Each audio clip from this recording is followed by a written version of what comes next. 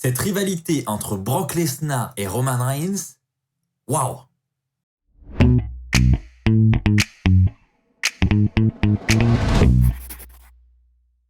Bonjour à toutes et à tous les amis, c'est Axel, on se retrouve aujourd'hui pour les résultats et la review du dernier épisode de SmackDown. On avait la présence de Brock Lesnar et Roman Reigns pour cet épisode. Autant vous dire qu'on a eu un face-à-face de folie entre les deux catcheurs.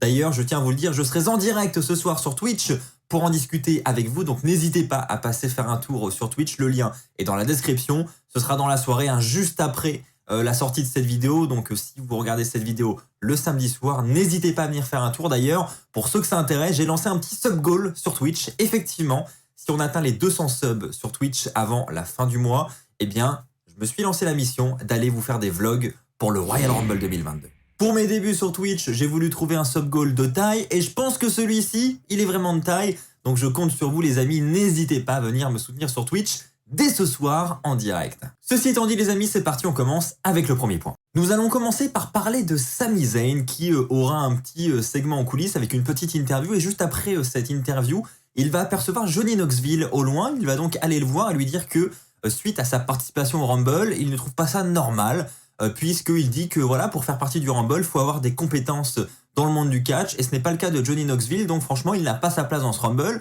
Ensuite on a un match entre d'un côté Sami Zayn et Rick Boogs qui est accompagné par le champion intercontinental Shinsuke Nakamura. Honnêtement, voilà, rien que ça, mettez-nous Shinsuke Nakamura en action, on a besoin de revoir le titre intercontinental. Je vous rappelle que ce titre n'a pas été défendu depuis le mois d'août. Ça va faire 6 mois qu'on n'a pas eu de défense pour ce titre intercontinental, donc c'est quand même vraiment dommage. Et en plus de ça, lorsqu'on a l'occasion de mettre le champion intercontinental en avant avec un match, etc., on le fait même pas, on met son manager à la place. Enfin, je veux dire, au bout d'un moment, faut y aller, quoi. Là, faut qu'on ait de l'action du côté du titre intercontinental. Donc ça, j'avoue, ça m'a un petit peu déçu. Ça se terminera par une victoire de Rick Boogs suite à un roll-up. Et donc après le match, on a évidemment Sami Zayn qui est dégoûté. Et là, on a Johnny Knoxville qui va arriver pour justement faire passer Sami Zayn par-dessus la troisième corde et lui dire, tu vois, il n'y a pas forcément besoin de compétences dans le catch pour participer au Rumble. Et ensuite, on a Mike Rome qui va annoncer l'élimination de Sami Zayn. Bon, c'était évidemment pour la blague, mais tout ça pour dire que Johnny Knoxville et Sami Zayn devraient probablement, je pense, avoir un spot ensemble durant le Rumble. Du moins, voilà, ils commencent à nous vendre quelque chose, donc c'est possible que les deux se retrouvent du côté du Rumble match. Les amis, continuons avec Charlotte Flair qui fait son entrée du côté de SmackDown, notre championne féminine de SmackDown, et qui va donc nous lister quelques participantes de ce Royal Rumble match féminin. Donc ça, évidemment, comme d'habitude, c'est dommage, d'autant plus lorsque ce sont des participantes surprises. Alors on aura Rhea Ripley, Nikki ASH, les Bella Twins, donc première surprise, Shotzi, Natalya, Michelle McCool, Dana Brooke, Carmella, Zelina Vega, Mickie James, qui est l'actuelle championne de Impact Wrestling. Donc déjà, là aussi, une grosse surprise parce que c'est quand même une grande première pour la WWE de faire appel à une superstar qui est sous contrat dans une autre fédération et qui, en plus de ça, est championne dans l'autre fédération. On a ensuite Tamina, Kelly, Aliyah, Summer Rae, Naomi, Shayna Baszler et Lita. Donc on a environ une vingtaine de superstars côté féminin qui ont été annoncés pour ce combat. Donc évidemment, je suis comme vous, je trouve ça dommage. Bon, il reste encore quelques spots, heureusement, pour des surprises. Mais surtout, ce qu'on va retenir de ce segment, c'est l'annonce ensuite de Charlotte, puisque Charlotte va elle aussi s'annoncer pour le combat. Et donc là, on va se dire, mais pourquoi elle s'annonce dans ce combat, sachant qu'elle est championne? Eh bien parce que Charlotte veut écrire l'histoire et veut remporter ce match en tant que championne et veut donc ensuite avoir le choix de son adversaire pour WrestleMania parce que ça serait une grande première. On aurait pour la première fois de l'histoire une championne qui remporte un Rumble et qui choisit ensuite celle qui ira l'affronter à WrestleMania pour le titre. Donc j'ai trouvé ça assez original, mais surtout, ce qui se cache derrière tout ça, c'est qu'il n'y a actuellement personne pour faire face à Charlotte durant le pay-per-view. Donc les officiels se sont dit, on fait quoi avec Charlotte? On ne peut pas ne pas utiliser Charlotte du côté du Rumble. Donc qu'est-ce qu'on fait? On la met dans le Rumble. Et donc ça nous donne ce scénario, mais je trouve qu'ils s'en sortent plutôt pas mal, c'est une plutôt bonne idée. Juste après ce segment, on aura un match entre Charlotte et Naomi. Naomi qui est venue un petit peu provoquer Charlotte dans le ring en lui disant qu'elle aimerait bien avoir un match ce soir, défendre le titre dès ce soir. Enfin voilà, Naomi vient semer la pagaille, donc ensuite elle va attaquer Charlotte, ce qui nous mène ensuite à un combat 1 contre 1 entre les deux où le titre ne sera pas en jeu. Et durant le match, Naomi va prendre l'avantage et là on a Sonya Deville qui va arriver évidemment pour mettre des bâtons dans les roues de Naomi, changer les règles. ce qui va permettre à Charlotte de remporter le combat au final. Et après le match, on a Sonya Deville qui va annoncer Naomi comme la perdante et Charlotte comme la gagnante. Honnêtement, je m'attarde pas là-dessus. C'est une rivalité qui dure depuis des mois, qui tourne en rond, c'est toujours pareil.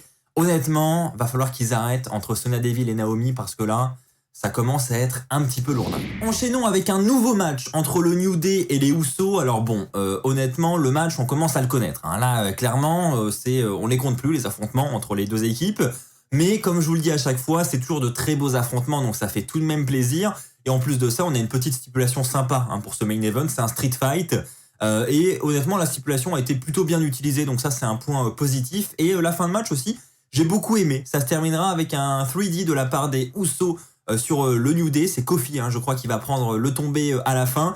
Et donc, honnêtement, le finish, tout ça, toujours un petit lien avec les Dudley Boys. On avait déjà eu un clin d'œil récemment lors d'un épisode de SmackDown. Ça continue. Là, en plus, avec l'utilisation d'une table. Donc là, le clin d'œil, il est clair.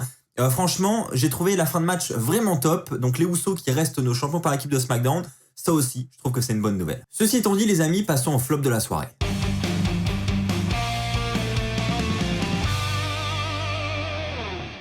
Pour le flop de la soirée, je vais évidemment parler de Happy Corbin qui va nous inviter dans son talk show. Il nous dit qu'il est un invité exceptionnel ce soir en la personne de Drew McIntyre.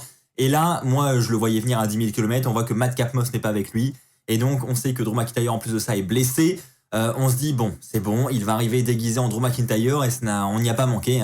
Madcap Moss va faire son entrée en mode Drew McIntyre et après, ça va être gros foutage de gueule. Madcap Moss va prendre un vieil accent écossais, va dire que sa carrière est terminée, qu'il ne va pas remonter sur le ring, etc., etc. Donc, en tout cas, on voit que la rivalité entre Happy Corbin, Madcap Moss et Drew McIntyre n'est pas terminée. Ça continue malgré l'absence de Drew McIntyre.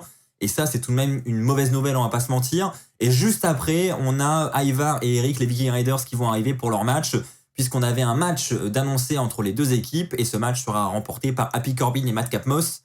Même ça, j'ai envie de vous dire, ça me fait mal pour les Viking Raiders. Ceci étant dit, les amis, passons au top de la soirée.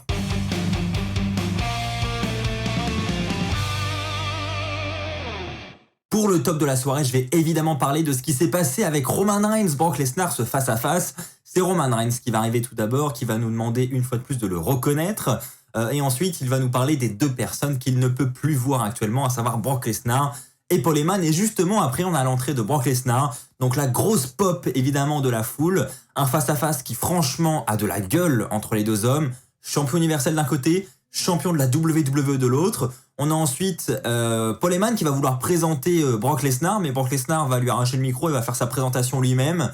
Franchement, ça aussi, ça avait de la gueule. Franchement, Brock Lesnar en face, j'étais pas trop pour au départ, mais maintenant, je trouve que ça lui va quand même plutôt pas mal et ça nous offre des segments assez divertissants. Et ensuite, Brock Lesnar va suggérer une idée à Roman Reigns. Il met les choses à plat, direct. Il lui dit pourquoi pas un match champion contre champion entre toi et moi.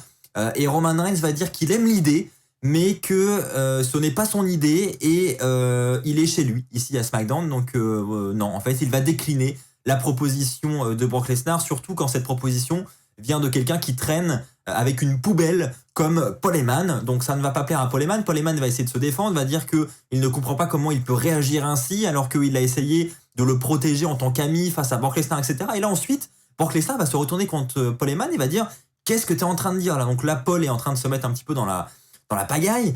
Paul va dire « Non, c'est pas ce que je voulais dire, etc. » Donc au final, on voit qu'entre Brock Lesnar et Paul Heyman, il peut y avoir des légères tensions aussi.